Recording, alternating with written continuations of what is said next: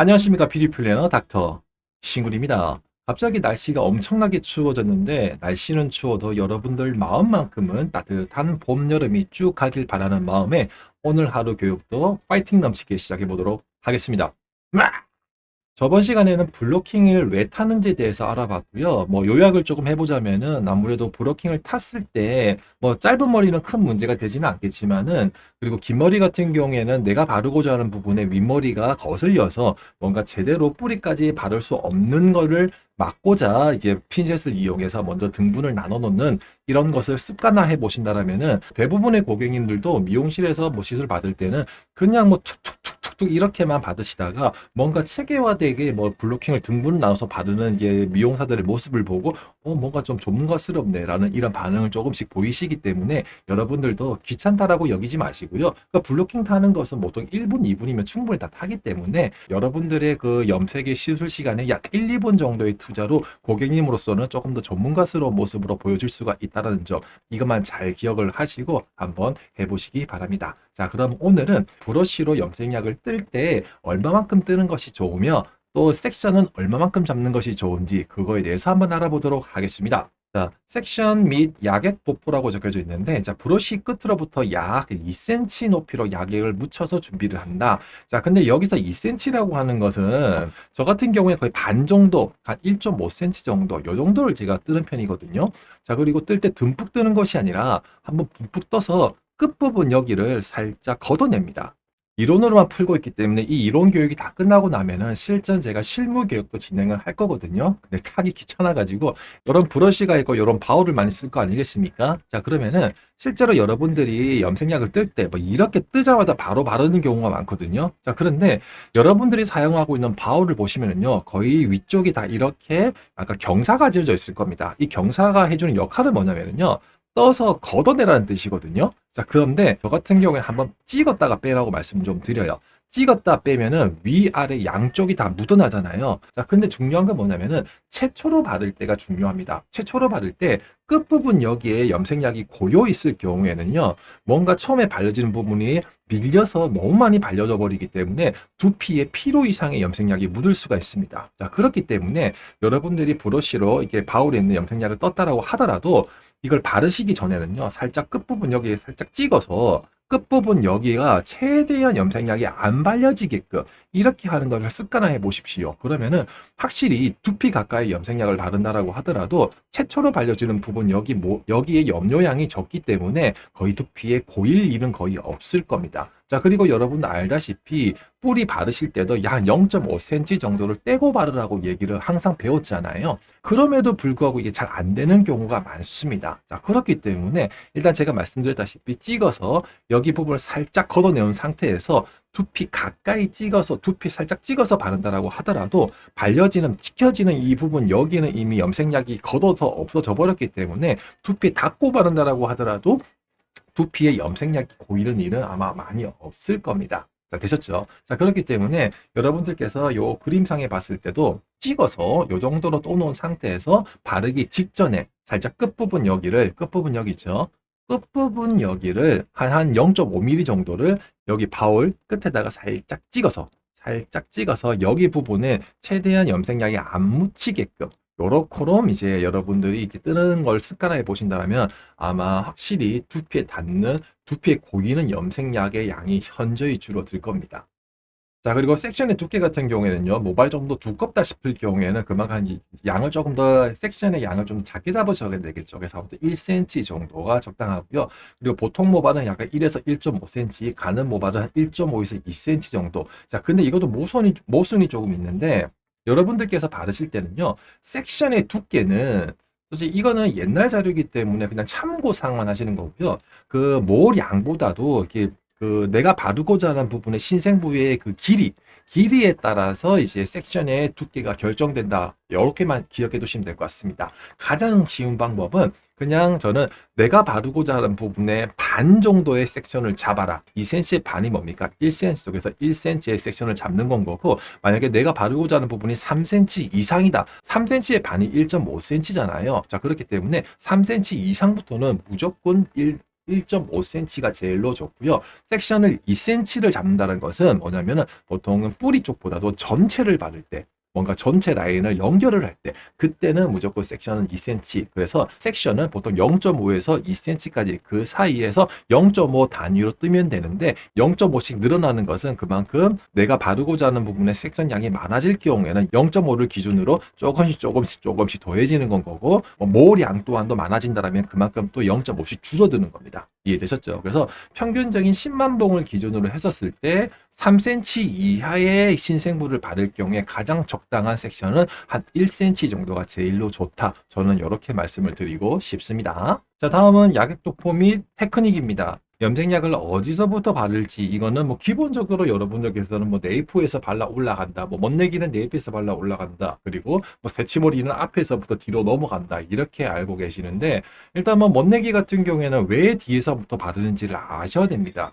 아무래도 머리카락이라는 것이 여기 어차피 모공에서 영양분을 받을 때는요 혈관을 통해서 뭔가 영양분을 공급받게 되어져 있는데 최초로 공급을 받는 부분이 이쪽입니다. 목 뒷덜미 쪽 여기에요. 왜냐면은 척추를 타서 이렇게 동맥이 위로 올라가기 때문에 자 그래서 최초로 영양분을 받는 부분이 여기 네이프달 이쪽이기 때문에 나이가 들어도 항상 보면은 주변 사람들 머리를 보시면 흰머리가 새는 것도 거의 뒤에 여기가 마지막에 새고 탈모 환자분들 같은 경우에도 여기가 제일 마지막에 새는 것처럼 그래서 영양분이 제일 많이 공급을 받아서 여기가 튼튼한 모발입니다.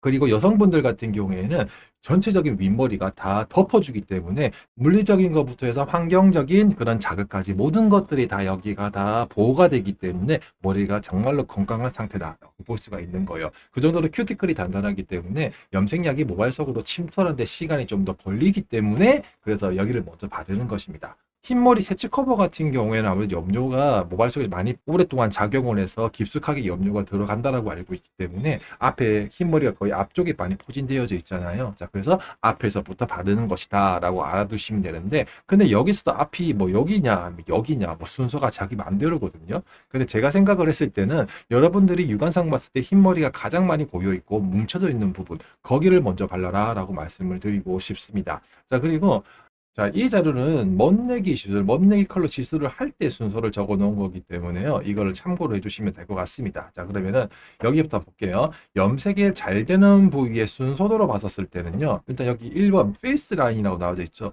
얘가 1번이 여기 있다라고 해서 이렇게 여기 네이프 단이 아니고요. 이 페이스 라인 쪽 햄라인이라고 얘기를 하죠. 이 햄라인 쪽 여기는 얼굴과 그 두피, 경계신 부분이기 때문에 여기 있는 머리카락보다도 조금 더 모발이 조금 가늘고 조금 연모일 확률이 높습니다. 안쪽에는 서로서로 머리카락들 주변에 피지샘이라든가 이런 것들이 막 나오기 때문에 저들끼리 뭔가 보호하는 작용이 있겠지만은 여기는 뭔가 이제 머리카락 털이 끝나는 부분이기 때문에 뭐 바람이라든가 그런 물리적인 자극 또 이런 것들로 인해서 머리가 많이 건조해져 있는 확률이 굉장히 높습니다. 자, 그래서 뭔가 화학적인 작용의 저항력이 다소 조금 떨어져서 빨리 나올 수가 있다. 자, 그렇기 때문에 염색약을 바르실 때 특히 뭔가 강한 염색을 하실 경우에는요. 여기 페이스 라인 쪽에는 마지막에 크로스 체크를 하면서 살짝 터치해 주는 것이 제일로 좋은 방법이라고 생각을 해봅니다. 자, 그리고 위쪽에 있는 여기 정수리 부분 있죠. 정수리 같은 경우에는 자외선으로 인해서 혹은 물리적인 마찰을 가장 많이 받는 부분이기 때문에 모발이 태생적으로 좀 많이 건조하고 많이 좀 전체적인 대비 머리가 가늘다. 자, 그래서 염색이 다른 거 대비 좀 빨리 나오는 편인 거고요. 첫 번째 페이스 라인 쪽 여기가 색이 제일 잘 나오는 부분, 그리고 두 번째가 정수리, 프론트 사이드, 그리고 프런트. 자, 그리고 여기 백 부분, 마지막으로 네이프 딱. 이 순서가 그만큼 모발의 건강도를 나타내는 것이다 라고 생각을 하시면 되겠습니다. 자, 그렇기 때문에 아무래도 염색약을 발라놓고 나서 발라놓은 시간이 길어지면 길어진 만큼 그만큼 작용 시간이 오래 간다는 뜻이기 때문에 지금 이 순서의 역순으로 멋내기를 바르면 되겠죠. 그래서 네이프단을 먼저 바르고 백 바르고 그리고 사이드 부분 바르고 그리고 여기 프론트 사이드 바르고 마지막에 탑 부분 바르고 마지막으로 크로스 체크를 하면서 여기 햄라인까지 가볍게 정리 정돈해 주는 거. 자, 이렇게 해주시면 될 것 같고요. 자, 그리고 오른쪽 같은 경우에는 앞에 제가 말씀드렸다시피 새치 커버를 할 때 동그라미 된 부분이 염색이 잘 안 나오고 도포시 소홀하기 쉽기 때문에 유의를 해라라고 적혀져 있죠. 여기 동글배치 부분. 여기 그러니까 여기 귀 뒷덜미 쪽 있죠. 여기 머리카락이 많이 뭉쳐있는 부분입니다. 뭉쳐있는 부분, 여기도 뭉쳐있는 부분. 그래서 여기는 감아져서 뭉쳐있는 부분, 여기는 구렛나루가 서로서로 머리카락이 모아져서 뭉쳐지는 부분. 여기는 머리카락이 앞으로 가고, 여기는 머리카락이 뒤쪽으로 가고 앞으로 가면서 뭉쳐지는 부분. 그래서 여기 이 세 개 부분이 정말 색이 좀 잘 안 나오는 부분이고요. 자, 그리고 여기 템플존 있죠. 템플존 여기는 치모가 많기 때문에 확 밝아질 확률도 좀 높습니다. 자, 그래서 요 네 개의 구간을 주위에서 염색약을 잘 발라주고, 그리고 크로스 세커도 하실 때도 꼭 마지막에 꼭 여기 네 개 구간은 잘 발려졌는지부터 좀 확인해 보시는 것도 어떨까라고 생각을 해보고, 자, 그리고 바르는 순서로 봤을 때는 얘는 그냥 기본적인 자료인데, 실제로 얘는 이제 여기 뒤에는 큰 문제가 되진 않지만은요, 앞부분 여기는 저 같은 경우에는 머리카락의 길이에 따라서 머리가 길 경우에는 위에서부터 밑으로 내려오는 것이 편하고요. 머리카락이 짧을 때는 밑에서부터 발라 올라가는 것이 조금 더 편하고, 긴 머리는 위에서 밑으로 내려오면서 발라주는 것이 더 편하다. 요거만 알아두시면 될 것 같습니다. 자, 그리고 멋내기 같은 경우에는 뭐 왼쪽에서 먼저 바르니 오른쪽에서 먼저 바르니 이런 건 큰 문제가 되진 않고요. 네이프 쪽 먼저 발라주시고, 보통은 사람들이 여기를 그냥 두 등분 나누거든요. 근데 저 같은 경우에는 세 등분을 나누는 편입니다. 왜 그러냐면은 브러쉬 얘가 거의 한 5cm밖에 되지 않기 때문에 옆으로 폭이 넓어져 버리면은요, 양 사이드 쪽에 콘케이브가 생겨버리기 때문에 이 브러쉬의 길이만큼 여기 한 7cm 정도가 되거든요. 그러니까 7cm씩 정도를 이렇게 이제 등분을 나누다 보니까는 아무래도 뒤쪽 여기 부분이 백 부분 여기가 좀 골이 넓잖아요. 넓다 보니까 이렇게 세 등분을 나누는 편입니다. 자, 그래서 먼저 여기를 먼저 깔끔하게 발라놓고 나서요. 그리고 4번 혹은 5번 이렇게 발라주는 편인데, 여기서도 또 중요한 게 뭐냐면은요. 이 부분 같은 경우에 제가 실습을 하면서 제가 그 알려드릴 건데, 아무래도 이제 바를 때 각도 또한도 중요하거든요. 아무래도 사람의 두상이 직각이 아니고 둥글게 되어져 있기 때문에 여기 센터 포인트 여기는 머리카락이 그래도 일직선을 이렇게 내려오려는 성질이 강하지만은 왼쪽이라든 오른쪽 사이드 부분은 거의 앞으로 쏠리는 경우가 많습니다. 자, 그래서 각도를 여기서 45도를 위로 쭉쭉 올라가서 이렇게 발라주는 것이 그나마 좀 도움이 좀 됩니다. 아무래도 지금 제일 기본을 설명을 드리고 있는 거기 때문에 어느 정도 숙달이 되면은요, 이게 지금 호리존탈로 바르는 기본적인 테크닉인 거고요.